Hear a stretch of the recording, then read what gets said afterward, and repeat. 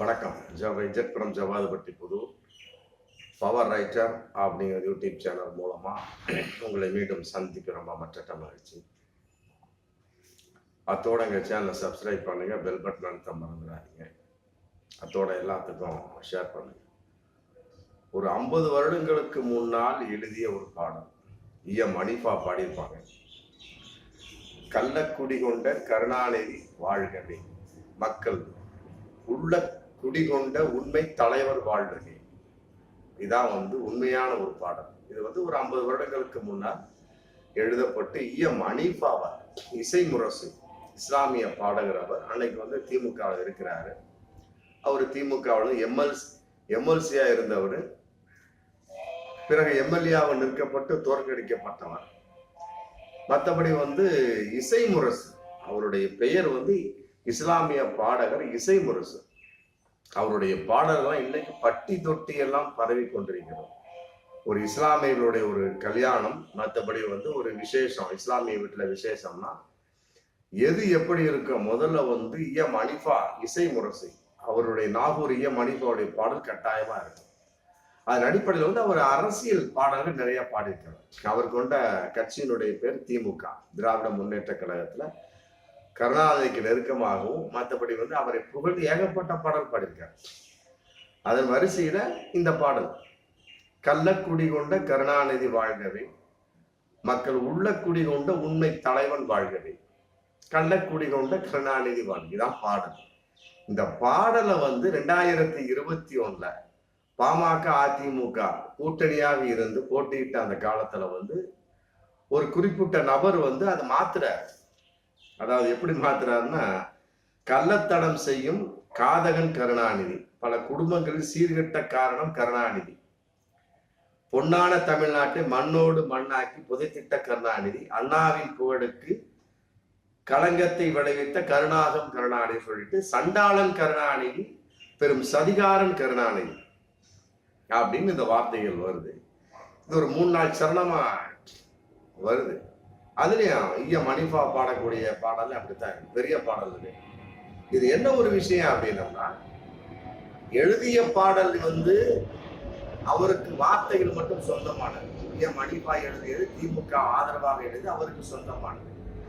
அதே ஒரு 50 வருடங்களுக்கு பின்னால 2021 பாமக அதிமுக கூட்டணியாக போட்டியிடக்கூடிய சமயத்துல திமுகவுக்கு எதிராக திரித்து எழுதப்பட்ட ஒரு பாடல். அவ்வளவு வார்த்தைகளை மட்டும் மாத்திருப்பாங்க, மற்றபடி இசையெல்லாம் அதே தான். அது மணிஃபாவுக்கு சொந்தமானது, இசையெல்லாம் அதே தான்.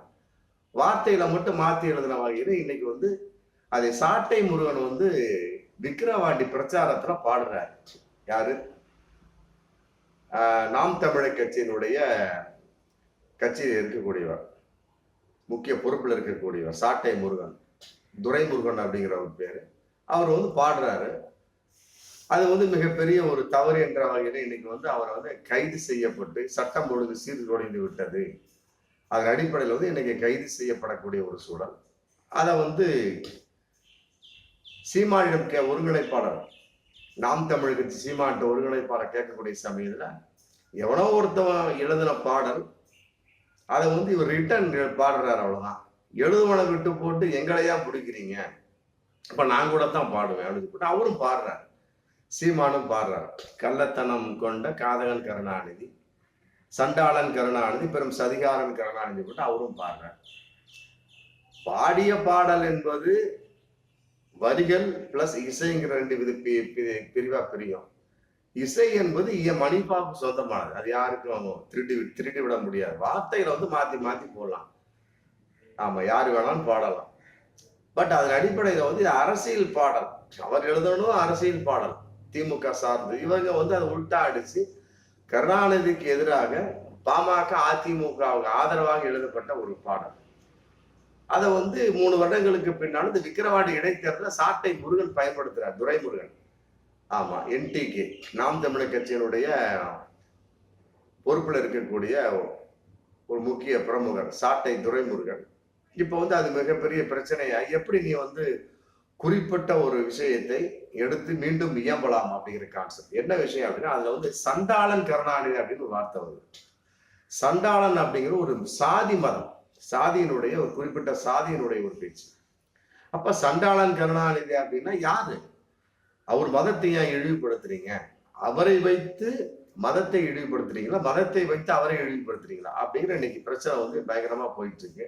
அதன் அடிப்படையில் மிகப்பெரிய ஒரு வைரலான விஷயமா இன்னைக்கு பேசக்கூடிய ஒரு சூழல். பொதுவா வந்து எந்த ஒரு வார்த்தையாக இருந்தாலும் சரி, யார் பேசுகிறார்கள் அப்படிங்கிறதா முக்கியம். மணிப்பா அந்த பாடலை பாடிய சமயத்துல, கள்ளக்குடி கொண்ட கருணாநிதி பாடிய சமயத்துல எந்த ஒரு பிரச்சனையும் கிடையாது. சூப்பர் கிடையாது. திமுக ஆதரவாக அவர் திமுக கார இருந்தப்ப பாடிய பாடல். ஒவ்வொரு கட்சியேறு சூப்பரா பாடுவார். அதை உள்டா அடிச்சு ஒருத்தர் 2021 பண்றாரு. இன்னைக்கு வரைக்கும் யாருக்குமே அது தெரியாது. ஆமா, யாருக்குமே இது பப்ளிக் கிடையாது. அந்த பாடல்னு ஒரு இருக்கா அப்படின்னு தெரியாது. அதை வார்த்தைகளை மாற்றி இன்னைக்கு அதை வந்து 2024 விக்கிரவாண்டி இடைத்தேர்தலுக்கு பயன்படுத்துறாங்க. பாமக பயன்படுத்துறாங்க. மற்றபடி அதிமுகவுக்கு கூட்டணிங்கிற சப்ஜெக்ட்ல ஒரு வார்த்தை ஒரு கடைசியா. அப்ப இதை வந்து இந்த காலத்துல இருக்கக்கூடிய சமயத்துல பாமக அதை பயன்படுத்துகிறார்களா, தன்னுடைய கட்சியின் பிரச்சாரத்துக்கு பயன்படுத்துறாங்க. அதன் அடிப்படையில் வந்து அதன் ஆதாரமாக நாம் தமிழர் கட்சி வந்து சாட்டை துரைமுருகன் வந்து அதை பிரச்சாரத்துல பேசுறாரு. அவ்வளவுதான். அது இன்னைக்கு எப்படி நீ சண்டாளன் கருணாநிதி அப்படிங்கிற வார்த்தையை சொல்லலாம். வார்த்தையை சொன்னது வேறொருவர், அதை மீண்டும் சொல்கிறார். அப்படிங்கிற சமயத்துல மீண்டும் சொல்லக்கூடிய சமயத்துல அவர் வந்து ஒரு இன்னைக்கு அங்கீகாரமான கட்சியினுடைய பொறுப்பாளர். அது மிகப்பெரிய ஒரு பிரளயமாக வெடிச்சு, கருணாநிதி நீ எப்படி சண்டாளன் சொல்லலாம் அப்படிங்கிற மாதிரி மிகப்பெரிய ஒரு சதிகாரன் கருணாநிதி கூட அது மிகப்பெரிய வார்த்தையாக வரல. சண்டாளன் கருணாநிதி அப்படின்னு சொல்லாங்க. இன்னைக்கு 2 பேர் வந்து கம்ப்ளைண்ட் பண்ணியிருக்காங்க. அதாவது அருண் அப்படிங்கிறவர் வந்து புகார் பண்ணியிருக்கிறார், அரசிட்ட புகார் பண்ணியிருக்கிறார். இன்னொருத்தவர் வந்து அரசியல் உதிர்த்தி இல்லாமல் சீமான் பேட்டின்னு கூட நடராஜன் எக்மோர்ல இருந்து உயர்நீதிமன்ற வழக்கறிஞர் போலீஸ் கமிஷனர் அலுவலகத்துல புகார் பண்ணியிருக்கிறார். ஆமா, கருணாநிதியை வந்து அவதூறாக பேசியிருக்கிறார்கள் அப்படின்னு மிகப்பெரிய ஒரு குற்றச்சாட்டு. 2 பேர் கம்ப்ளைண்ட் அடிப்படையில் இன்னைக்கு ஆக்ஷன் எடுத்திருக்காங்க. கம்ப்ளைண்ட் கொடுக்காமல் இருந்ததுன்னா பிரச்சனையே கிடையாது. கம்ப்ளைண்ட் கொடுத்துட்டாங்க. அன்னைக்கு வந்து 2021 அந்த பாடல் புனையப்பட்டப்ப யாருமே கம்ப்ளைண்ட் கொடுக்கல. அது ஏதோ பேசிட்டாங்கப்பா, பாடிட்டாங்க, விட்டுறாங்க. அது மாதிரி ஏகப்பட்ட பாடல்கள் இருக்கு. ஜெயலலிதாவை எதிர்த்த பாடல்கள் இருக்கு, எம்ஜிஆர் எதிர்த்த பாடல்கள் இருக்கு. ஏன் மணிப்பாவை வந்து எம்ஜிஆர் எதிர்த்த பாடல் இருக்கு. வளர்த்தா கடா மார்பில் பாய்ந்ததடா அப்படின்னு ஒரு பாடல் இருக்கு. வஞ்சகர் வலையிலே வீழ்ந்ததடா சாய்ந்ததடா. ஆனா எம்ஜிஆர்ங்கிற பேச்சு அதில் வார்த்தை வரவே வராது. அந்த மாதிரி மறைமுகமா பாடிட்டு போனான். ஆனா பகிரங்கமாக அன்னைக்கு பாடப்பட்ட பாடலை வந்து எடுத்து பாடியது சாட்டை முருகன். ஆமா, ஒரு வகையில ஒரு நியாயம் இருந்தாலுமே கூட சண்டாளன் அப்படிங்கிற வார்த்தையை எவ்வாறு பயன்படுத்தலாம் மீண்டும் அப்படிங்கிற ஒரு கேள்வி வரல. பாடிய அந்த நபர் வந்து யார் அப்படிங்கிறது கண்டுபிடிக்கப்பட்டு அவர் மேல கட்டாயமாக ஆக்ஷன், கட்டாயமா சட்டப்படி நடவடிக்கை எடுக்கணும். அதே நேரத்துல அதை எடுத்து மீண்டும் சாட்டை துரைமுருகன் வந்து 2 கம்ப்ளைண்ட் கொடுக்கப்பட்டு இன்னைக்கு வந்து கைது செய்யப்பட்டிருக்காங்க. அது வந்து இன்னைக்கு சீமான் வந்து ஆப்போசிட் பண்ணி இப்ப நாங்க கூட பாடுறேன் இன்னைக்கு அரெஸ்ட் பண்ணுங்க போட்டு இன்னைக்கு மிகப்பெரிய ஒரு பிரஸ் மீட் போயிட்டு இருக்கு. அப்ப இதுல இருந்து என்ன தெரியுது அப்படின்னா, எப்படிப்பட்ட வார்த்தையாக இருந்தாலும் சரி, எப்படிப்பட்ட விஷயமா இருந்தாலும் சரி, எத்தனை காலத்துக்கு முன்னால் வந்த பாடலாக இருந்தாலும் சரி, படமாக இருந்தாலும் சரி, அதை வந்து எடுத்து இயம்பும் போதுல கம்ப்ளைண்ட் வராம இருந்தா பரவாயில்ல. கம்ப்ளைண்ட் வந்தது அப்படின்னா சட்டப்படி போலீஸார் நடவடிக்கை எடுப்பார்கள். அது ஆளுங்கட்சி திமுக சொல்ல வேண்டிய அவசியம் கிடையாது.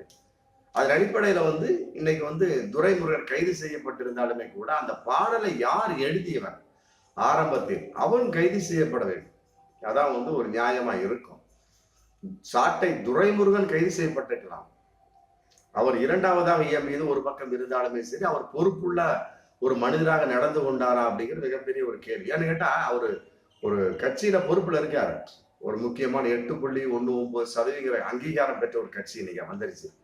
நாம் தமிழர் கட்சி கூர்ந்து பார்க்கக்கூடிய ஒரு கட்சி. எந்த கட்சி யாரா அந்த சீமான் கட்சி வந்து நம்மோடு கூட்டணி சேர்வார்கள் அப்படின்னு பல கட்சிகள் இன்னைக்கு எதிர்பார்ப்பா இருந்துட்டு இருக்கிறாங்க. அப்படி ஒரு கட்சியில் இருந்து கொண்டு அவர் முக்கிய பொறுப்பில் இருக்கக்கூடிய ஒரு சமயத்துல யாரோ ஒருவர் பாடிய பாடலை அந்த வார்த்தையில் விஷயம் இல்லாம பாடிட்டார்.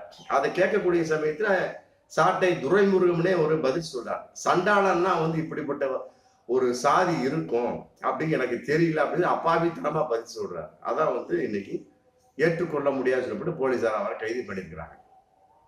சாட்டை துரைமுருகன்ட்ட கேட்கிறாங்க, இந்த மாதிரி பேசியிருக்கிறீங்க, இந்த மாதிரி பாடிருக்கீங்க அப்படின்னா, இல்லைங்க சண்டாளன் அப்படிங்கிற வார்த்தை என்னுடைய ஒரு விளக்கம் எனக்கு தெரியாது. அதே மாதிரிதான் தம்பி அப்படிங்கிற படத்துல வந்து சீமான் பயன்படுத்தினார், ஒரு குறிப்பிட்ட வார்த்தையை பயன்படுத்தினார். அப்புறம் வந்து எழுதி கொடுத்து மன்னிப்பு கேட்டார். அது மாதிரி இதன் அடிப்படையில வந்து மன்னிப்பு கேட்க முடியாது அப்படிங்கிற சூழல்ல வந்து நானும் பாரு என்னையும் கைது பண்ணுங்க சொல்லிட்டு சீமான் சொல்லிட்டு இருக்கிறார். காரணம் வந்து அன்னைக்கு வந்து ஒரு இயக்குனராக, ஒரு தயாரிப்பாளர், நடிகனாக இருந்தார். இன்னைக்கு அப்படி இல்லை, ஒரு அரசியல்வாதியாக அங்கீகாரம் கொள்ளப்பட்ட ஒரு கட்சியின் ஒரு ஒருங்கிணைப்பாளர் இருந்துட்டு அப்படிங்கிறப்ப அவருக்குள்ள அந்த வெளிப்பாடு இருக்கும். இது வந்து போராட்டக்களம். பொதுவா அரசியல் என்பது வந்து போராட்டக்களம். இதுல வந்து நல்லவன் கெட்டவன் எதுவுமே இருக்காது. இன்னைக்கு இப்படி பேசிட்டு இருக்காங்க, நாளைக்கு எந்த அளவுக்கு அவருடைய நிலைமை மாறும். ஏன்னு கேட்டா கூட்டணி கூட சொல்லிட்டு தனிப்பட்ட முறை நிக்கிற கான்செப்ட்ல ஒரு பேசிட்டு இருந்தாங்க. இன்னைக்கு 2026 சட்டமன்ற தேர்தலில் கட்டாயமாக நாங்கள் கூட்டணி அடையும் அப்படிங்கிற கான்செப்ட். இப்ப பாருங்க, விக்கிரவாண்டி இடைத்தேர்தலில் திமுக வெற்றி அடைஞ்சிருக்கிறாங்க. இதை வந்து பாமக ராமதாசன் எங்களுக்கு கிடைத்த வெற்றி, திமுக கிடைத்த வெற்றி எல்லாம் பாமகவுக்கு கிடைத்த வெற்றி. எந்த அளவுக்கு ஓட்டு வாங்கணும், அது எங்களுக்கும் கிடைத்த வெற்றி அப்படிங்கிற அது எந்த அர்த்தமே தெரியல. 67,000 வாக்கு வித்தியாசத்துல அன்னியூர் சிவா வந்து திமுக வெற்றி அடைஞ்சிருக்கிறார். இது ஒரு பக்கம் இருந்தாலுமே கூட அவர் எந்த அளவுக்கு போராடினார்களோ அந்த அளவுக்கு வந்து அது நாம் தமிழ் கட்சியாகட்டும், பாமகவாக இருக்கட்டும், மற்றபடி எந்த ஒரு விஷயமாக இருக்கட்டும், மற்றபடி யாருமே வந்து வெற்றி அடையவில்லை. ஆனா 82% வாக்கு பதிவாயிருக்கு. அதான் கூர்ந்து கவனிக்கப்பட வேண்டிய விஷயம். நடந்து முடிஞ்ச 2024 நாடாளுமன்ற தேர்தல் கூட 67 தேர்தல் ஆணையம் சொல்லுச்சு. அப்புறம் 57 சொன்னாங்க, மாத்தி மாத்தி சொல்லிட்டு அது ஒரு பிரச்சனையா போயிட்டு இருக்கு. ஆனா இன்னைக்கு விக்கிரவாண்டியோட இடைத்தேர்தல் 82% உண்மையிலேயே ரொம்ப டாப். நல்லா நினைச்ச வேறு விதமாக நாங்கள் பல வீடியோ போட்டிருப்போம். அதாவது இடைத்தேர்தல்னாலே வந்து உங்களுக்கு அது ஆளுங்கட்சி தான், மாற்று கருத்து இல்லை அப்படின்னு சொல்லிட்டோம். அதன் அடிப்படையில் திமுக வெற்றி அடைஞ்சிருக்கு. இருந்தாலும் 82% அப்படின்னு நாங்களே வந்து ஆச்சரியப்பட்டோம். ஏன்னா அது 82%ங்கிறப்ப ரூட்டு மாறுமோ அப்படிங்கிற கான்செப்ட் வரக்கூடிய சமயத்தில் 67,000 வித்தியாசத்துக்கு தான் மக்கள் இந்த அளவுக்கு போராடி இருக்கிறாங்க அப்படின்னு ஒரு நிலைப்பாடு இப்பதான் தெரியுது. இதுல வந்து பாமக வக்கீல் சொல்லியிருக்காரு, இது வந்து விக்கிரவாண்டி மக்கள் தவறான முடிவை எடுத்து விட்டார்கள் அப்படின்னு சொல்லியிருக்கிறார். மக்கள் எடுத்துட்டாங்க, அது மாற்று கருத்தே கிடையாது. மக்கள் எடுத்துட்டாங்க. மக்களை வந்து யாராலையும் குறை சொல்லக்கூடாது, குறை சொல்லவும் முடியாது. அது பாமக ஆகட்டும், திமுக ஆகட்டும், அது நாம் தமிழ் கட்சி ஆகட்டும், மக்கள் முடிவெடுத்தாத்துல தலைவனை ஏற்றி போயிட்டே இருக்கணும். அதை விட்டு போட்டு பாமக வக்கீல் பாலு ஐயா அவங்க வந்து இது வந்து விக்கிரவாண்டி மக்கள் வந்து தவறான முடிவை எடுத்து விட்டாருன்னு போட்டு சொல்லிட்டு இருக்காங்க. உண்மையிலே இது வருத்தத்துக்குரிய விஷயம் தான். அதனால வந்து இது ஒரு பிரச்சனையா போயிட்டு இருக்கு. இன்னைக்கு வந்து திமுக வெற்றி அடைந்தாலுமே கூட சாட்டை துருவன் கைது செய்யப்பட்டிருக்கார். காரணம் கேட்டா அவர் அப்பாவித்தனமா பதில் சொல்ற, எனக்கு சண்டாளனுங்கிற வார்த்தை எனக்கு தெரியாதுங்க அப்படிங்கிறார். அப்படி இருக்கக்கூடிய சமயத்தில் இந்த அளவுக்கு அவர் அரசியல எந்த அளவுக்கு கோலோச்சி இருப்பார் அப்படிங்கிற கேள்வி வருது. ஆமா, அதனால வந்து முதல்ல அந்த பாடலை யார் எழுதியவர் அவர் கட்டாயமாக கைது செய்யப்பட வேண்டும். அடுத்தது சாட்டை துருமுருகன் அதை எடுத்து இயம்புகின்றார். ஆமா, காரணம் வந்து இவர் ஒரு அரசியல்வாதி. நம்ம இப்ப பாருங்க, யாரு முக்கிய காரணம் அவங்களை விட்டுட்டாங்க.